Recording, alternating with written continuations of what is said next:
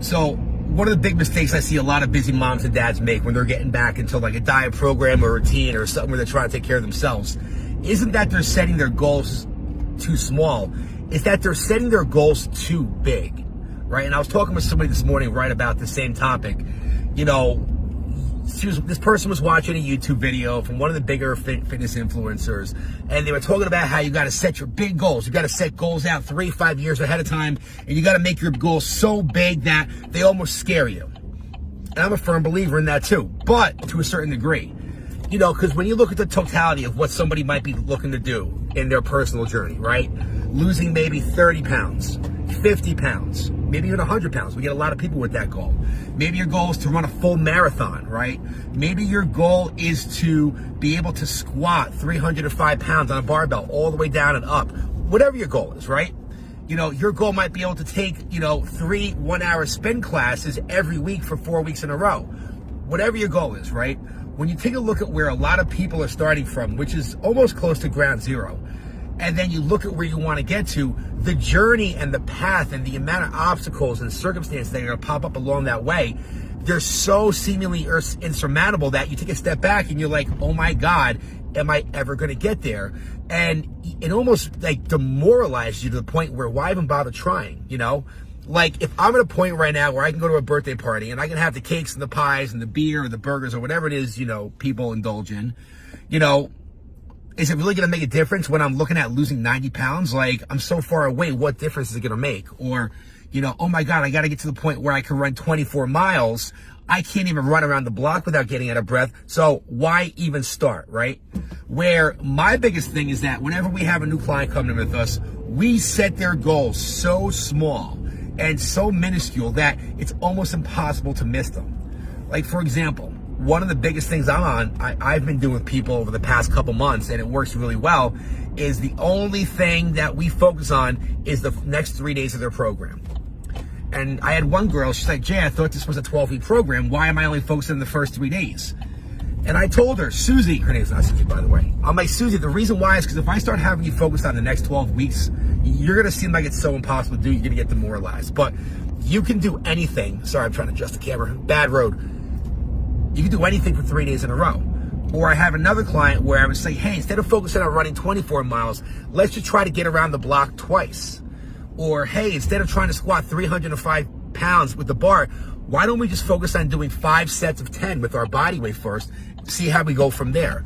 And what you do is you start setting these super, super small goals, and you start getting the habit of hitting those goals and achieving them. And then from there, you start identifying as the kind of person who sets goals and hits them. And then you set slightly bigger goals. And then you set slightly bigger goals from there. And before you know it, you're running, maybe not 24, but maybe you're running 5 or 10 miles at a time. Maybe you got to 135 pounds on the bar in the squat rack. Maybe you're able to do 2 30-minute spin classes. Like, I have a couple of our moms that, they were worried in the past that they, would never be able to make it to a class on time. And I'm like, listen, I'd rather you come in late than not come at all. So if you know you're running late, just shoot me a text message. We'll save your spot. But, whether it's weight loss or even still, like I have this one client we're working with right now, their goal is to lose 75 pounds. And they got a big journey ahead of them because they're starting from zero. But we're not going to focus on the 75. We're just going to focus on their first 3 to 5 pounds because they can really, put their head down, push, put the effort in, and really push for that small micro goal, get those 3 to 5 pounds, and then we aim for the next 3 to 5 pounds. And then we aim for the next 3 to 5 pounds there. And after that, we aim for the next 3 to 5 pounds. And we keep taking these small little baby steps along the way. And by the time you look back on it, the distance you went and the journey you've taken, in the beginning, you would have never believed it because it looked so far out. It looked so far out when you started. But now when you look back, it doesn't look as bad because hindsight is always better than foresight. So if you find yourself stuck in this cycle of wanting to get back to the gym, wanting to get help with your nutrition and your workouts, or just holding yourself accountable, or just doing anything to become better, one of the biggest life hacks that we've learned at the age of 42 is, it's 100% important to have big goals, but you got to have short-term obtainable goals too, because if you set a goal to, here's the way my mind works, and I realized this about myself a long time ago. If my goal is to do 10 sets of 10, with 225 pounds on the squat bar, right? I'm coming back from a back injury, and I can't do that today, I'm going to feel like a failure. But if I say, hey, my goal is to do 5 sets of 10 with 135 pounds, and I accomplish that, I'm going to feel great about myself.